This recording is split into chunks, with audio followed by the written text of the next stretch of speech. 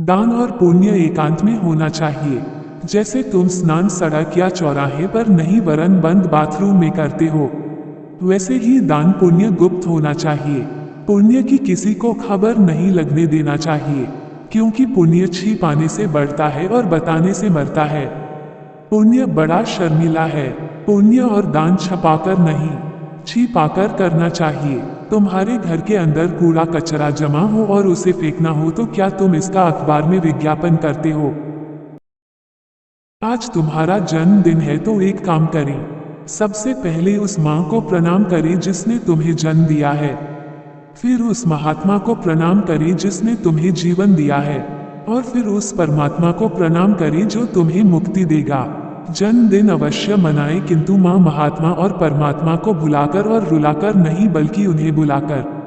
जन्मदिन अवश्य मनाएं, लेकिन इस बात को न भूलें कि 2 दिन की जिंदगी में एक दिन मौत का भी होता है। संत और पुलिस दोनों ही समाज सुधार का काम करते हैं। फर्क केवल इतना है कि संत संकेत की भाषा में समझाते हैं और पुलिस वेद की भाषा में। दरअसल जो संत के संकेत को नहीं समझते हैं उन्हें ही पुलिस के वेद की जरूरत पड़ती है। पुलिस की वर्दी किसी सन्यासी के भगवा वस्त्रों से कम महत्वपूर्ण नहीं है। वर्दी विश्वास की प्रतीक है। वर्दीधारी अगर भ्रष्टाचार को प्रश्रय देता है तो वह वर्दी की अस्मिता को खंडित करता है। अगर आप बुजुर्ग हैं तो मुनि तरुण सागर की नसीहतें ध्यान में रखिए। जरूरत से ज्यादा मत बोलिए। बिन मांगे बहू बेटे को सलाह मत दीजिए। 60 साल की उम्र हो जाए तो अधिकार का सुख छोड़ दीजिए। बेटा बहू से कहिए, अब तुम ही इस घर के मालिक हो, अपने ध्यान से जियो रहो, हमें तो बस मेहमान ही समझो। बेशक तिजोरी की चाबी भी बेटे को दे देना, मगर हाँ, अपने लिए इतना जरूर बचा लेना कि कल को बेटा बहू के सामने हाथ फैलाना ना पड़े। मंदिर और मस्जिद की हैसियत बाथरूम से ज्यादा कुछ नहीं है। दरअसल मंदिर और मस्जिद एक आध्यात्मिक बाथरूम है। जिस तरह घर के बाथरूम में हम तन की गंदगी को धोते हैं, वैसे ही मंदिर और मस्जिद में मन की मलिनताओं को धोना चाहिए।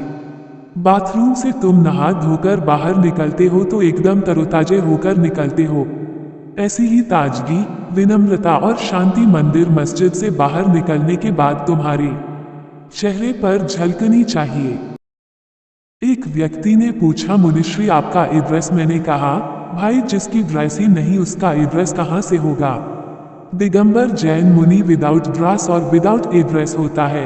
संत मुनि का अपना कोई घर नहीं होता है, वह तो भक्तों के दिलों में वास करता है। यह कितना बड़ा आश्चर्य है कि जिनका अपना कोई पता नहीं है, वही लोगों को उनकी जिंदगी की असली मंजिल का पता बताते हैं। मैं महावीर को मंदिरों से मुक्त करना चाहता हूँ। यही कारण है कि मैंने आजकल तुम्हारे मंदिरों में प्रवचन करना बंद कर दिया है। मैं तो शहर के व्यस्ततम चौराहों पर प्रवचन करता हूँ, क्योंकि मैं महावीर को चौराहे पर खड़ा देखना चाहता हूँ। मेरी एक ही आकांक्षा है कि महावीर जैनों से मुक्त हो, ताकि उनका संदेश, उनकी चर्या, उनका आदर्श जीवन दुनिया के सामने आ सके। मृत्यु की सब सामग्री तैयार है, कफन भी तैयार है, बस बाजार से लाने की देर है।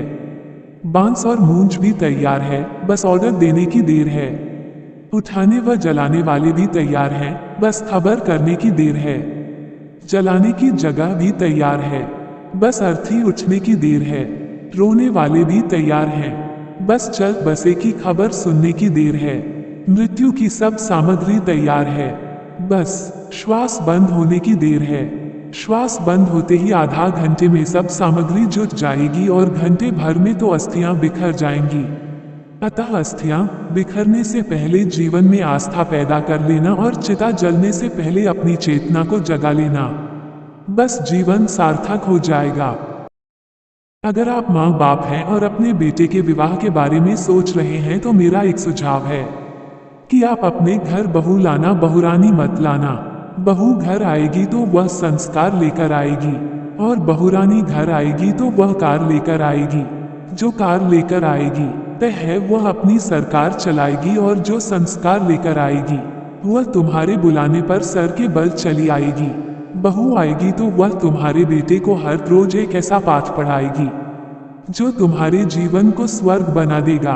और बहुरानी आएगी तो वह बेटे को ऐसी पट्टी पढ़ाएगी जो तुम्हें जीते जी स्वर्गीय बना देगी।